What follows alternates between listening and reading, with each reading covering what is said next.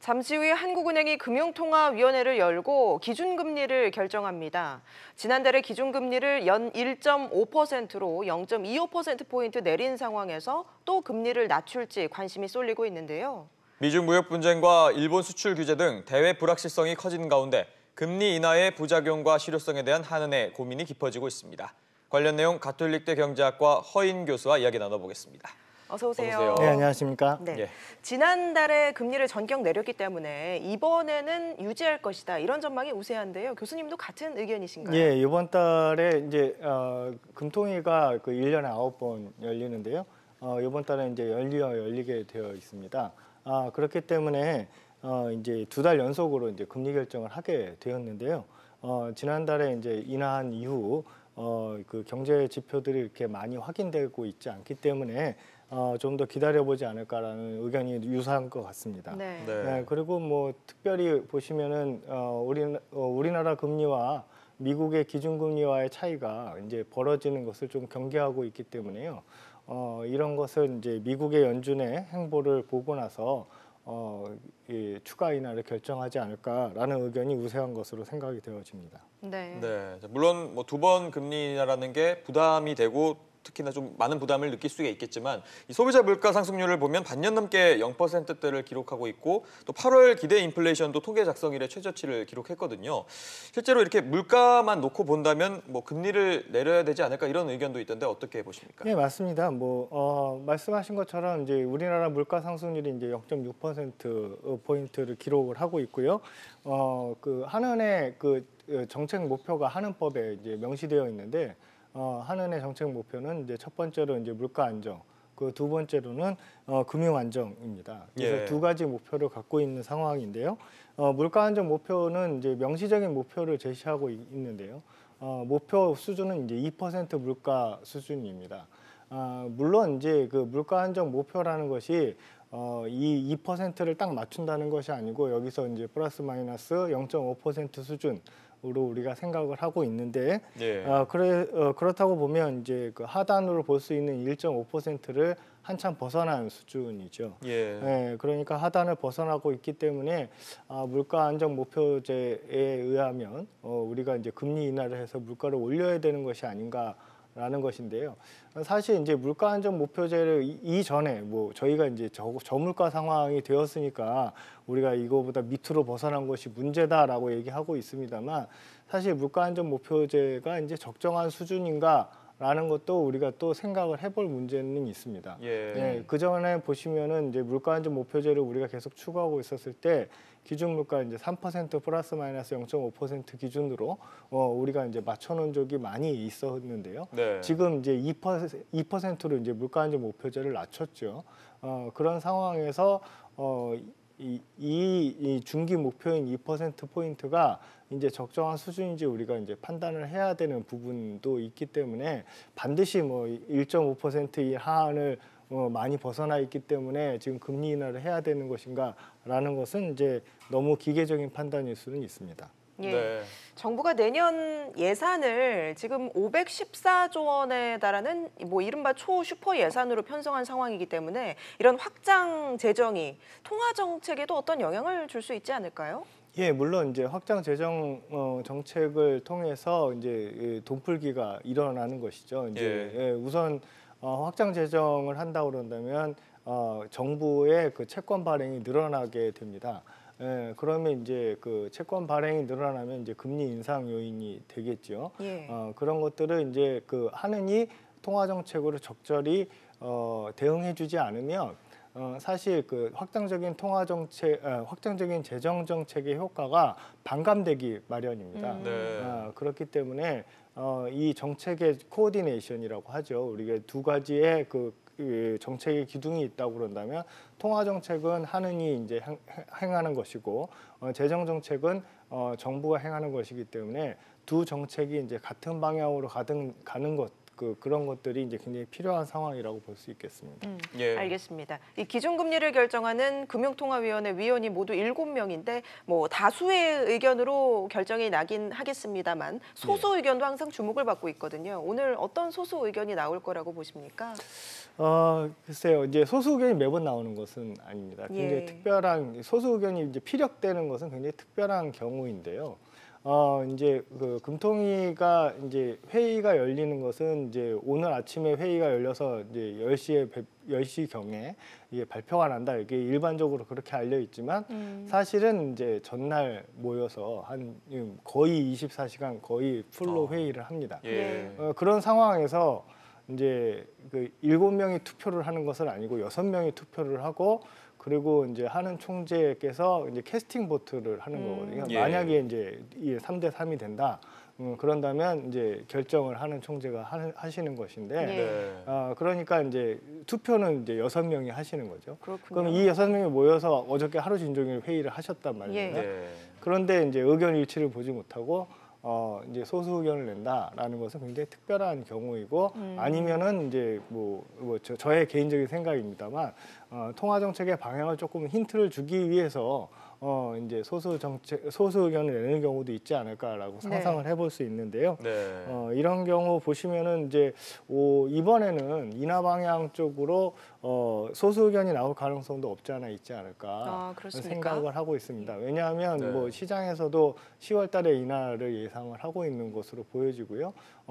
그리고 물론 이제 아까 모두에 말씀드린 것처럼 페드의 그 금리 정책에 좀 우리가 따라가는 측면이 있긴 합니다만 우리나라 경제 상황을 보시면 앞서 말씀하신 이제 저물가 상황이라든지 예. 투자 부진이라든지 이제 소비 심리도 위축되고 있고 그리고 이제 수출 전망도 이제 점점 나빠지고 있는 상황이기 때문에요. 예. 이런 것들을 감안하면 인하 쪽에 무게가 실리지 않을까 생각해 볼 수 있을 것 같습니다. 네. 네, 자, 한은은 미국의 통화 정책 흐름도 좀 예의주시해야 될 텐데요. 이제 앞서 연준이 7월달에 이 보험성 인하라면서 10년 만에 기준금리를 인하를 했지 않습니까? 하지만 8월 예정이 추세적 인하는 아니라면서 중기 조정이라고 선을 그었는데 네. 연준이 다음 달 FOMC에서는 어떻게 좀 나올까요? 글쎄 이제 이 판단하기 굉장히 어려운 상황이 됐습니다. 이제 우리 잭슨 홀 미팅에서 보통 그 힌트를 주게 마련인데요. 네. 잭슨 홀 미팅의 내용을 이제 조금 살펴보면 금리 정책을 바꿀 필요가 별로 없는 것처럼 이제 계속 파웰은 얘기하고 있고요. 예. 근데 굉장히 이례적으로 미국의 대통령이 통화 정책에 대해서 굉장히 큰 비난을 가하고 있는 네. 상황입니다. 예. 그래서 반드시 그 통화 정책이 그 정치적인 입김에서 그 완전히 자유로운 지금 상황이 아닌 것 같은 그런 느낌이 있기 때문에 예. 그 이전에는 이제 통화 정책은 굉장히 독립되어 있는 상황이었는데 그렇죠. 너무 강하게 지금 이제 통화 정책에 대해서 많은 얘기들이 나오고 있어서 이런 것들을 좀 감안해야 할 것이고요. 예. 그리고 이제 굉장히 원론적인 얘기를 했습니다. 파월 같은 경우에는 경제 지표를 확인하고 가겠다라는 의미인 것이죠. 그러니까 결국은 고용 지표 악화가 될 것인가라는 것을 우리가 이제 예의주시해야 할 것이고요. 그리고 지금 전 세계의 그 경기 부진 우려가 높아지면서 강달러가 계속 실현되고 있기 때문에 예. 미국의 수출도 굉장히 어려움이 있을 것이라는 것이죠. 그래서 이런 부분들 수출 부진 문제 그리고 강달러의 지속 문제 뭐 이런 것들이 연준이 얼마나 관심을 갖고 있는지 이런 것도 우리가 관심 있게 봐야 될 것으로 보여집니다. 예. 네. 잠깐 언급하셨듯이 지금 미국의 장단기 국채 금리가 역전되면서 경기 침체 우려가 커지고 있는데요. 우리나라 상황도 좀 비슷하다고 하더라고요.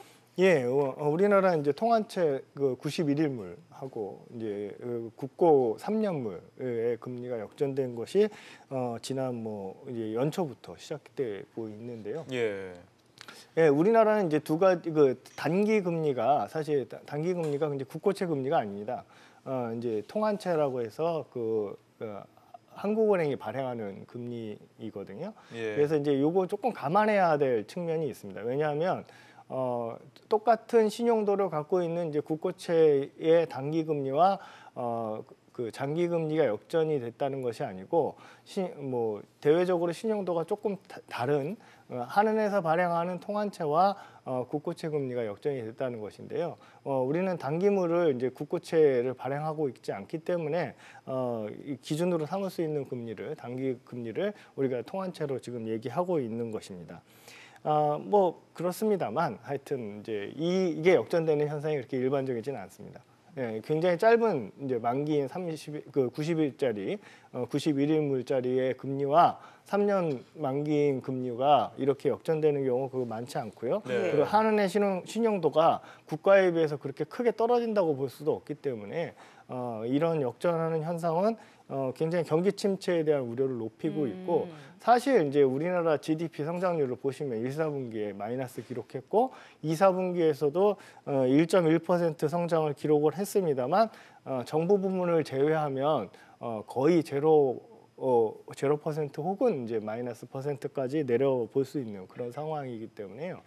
굉장히 이미 이제 불황에 진입했다라고 볼 수도 있는 그런 상황입니다. 네. 네. 자, 뭐 시장에서는 한은이 오늘 열리게 될 금융통화위원회에서는 기준금리를 동결할 것이란 이런 전망을 내놓고 있던데요. 그렇다면 그러니까 다음 10월에 열리게 될 금통위에서는 좀 어떻게 나올까요? 결국은 이제 계속 이제 똑같은 얘기 반복하게 되는 것 같은데요. 이제 페드의 방향을 이제 봐야 될 것 같습니다. 결국은 이제 페드가 금리 인하를 할 것인가라는 부분이고요. 예. 금리 인하를 한다면 또 얼마나 할 것인가. 그래서 이제 그 금리 인하 폭을 쫓아갈 가능성이 굉장히 높아 보이고요. 그리고 그거 이외에도 우리가 예의주시해야 될 것은 우선 경제 지표 자체는 우리가 이제 투자도 부진하고 소비도 전망도 안 좋고 수출이 이제 큰 폭으로 회복될 거라는 기대도 하기 어려운 그런 여러 가지 상황을 감안해 보면 네. 통화 정책은 완화 쪽으로 가는 것이 이제 방향성은 맞는 것 같은데 이제 가장 큰 걸림돌은 지금 페드 계속 얘기하고 있습니다만 자본 흐름이거든요. 예. 지금 이제 우리나라 증시에서 외국인 자본들이 얼마나 이탈을 할 것인가 아니면 채권 시장에서 지금까지는 계속 순유입을 보여왔었는데 이 채권 시장에서의 자본 유출이 발생할 것인가라는 측면에서 우리가 그 자본 이동의 측면에서 안정적인 흐름만 보여준다고 그런다면 페드의 방향과 같이 가주는 그런 통화 정책을 기대해 줄 수 있을 것 같습니다. 예. 네. 한국은행이 우리 그 경제 성장률 전망치 올해 2.2%로 현재까지는 보고 있는데 지금 뭐 일부에서는 2%도 어렵다 이런 전망도 나오지 않습니까? 한은이 뭐 추가로 조정을 할 수도 있을까요? 한은이 이제 2.2% 전망을 하면서 이제 지금 그것도 어려울 수 있다라고 이제 계속 얘기하고 있는데요. 뭐 네. 이렇게 계속 그냥 숫자만 확인하시면은 1, 4분기에 마이너스 0.4%, 2, 4분기에 우리가 1.1% 나왔습니다. 예. 그래서 그냥 대충 뭐 물론 이제 그 우리가 지수함수로 이렇게 뭐 웨이팅을 줘야 합니다만 단계에서 이렇게 더해 보면은 우리가 알 수 있는데요. 더해 보면 한 반분기에 0.7% 정도 성장을 했단 말입니다. 이제 반분기가 아니라 반년 동안. 예, 예. 그러면 향후 반년 동안 한 1.3% 성장을 해야 2%를 달성할 수 있습니다. 그렇죠. 근데 작년에 이제 3, 4분기, 4, 4분기의 성장률을 보시면 0.5%, 0.9%예요. 그러니까 이제 1.4% 나오죠. 그러니까 이제 기술적으로 봤을 때 작년만큼만 성장을 해줘도 어렵지 않느냐라는 건데 하반기가 좋을 것이냐라는 것이 이제 문제인 거죠. 예. 이제 반도체 경기가 이제 회복이 된다는 시나리오 하에 처음에 이제 2.2%로 하향 조정하기 전에 2.5%였을 때 하반기에 반도체 경기가 우리가 상승할 것이다라는 그 시나리오가 있었거든요. 네. 그런데 이제 그게 별로 실현되고 있지 않은 상황이기 때문에 점점 나빠지는 것 아닌가라고 볼 수 있고 그리고 이제 한은이 전망했던 2.2%가 되려고 그런다면 하반기에 적어도 이제 1.5% 정도의 누적해서 성장률을 보여줘야 되는데 그러면 이제 분기별로 적어도 0.7에서 0.8%의 성장률을 보여줘야 되는데 그게 작년 수치만 봐도 쉽지 않은 숫자 아닐까라는 네. 생각인 것이죠. 그래서 이제 굉장히 기술적인 것만 봐도 2% 정도의 경제 성장은 우리가 기대할 수 있는 거의 맥시멈이 아닐까라고 생각할 수 있겠습니다. 알겠습니다. 오늘 말씀 여기까지 듣겠습니다. 가톨릭대 경제학과 허인 교수와 함께했습니다. 고맙습니다. 고맙습니다. 네, 감사합니다.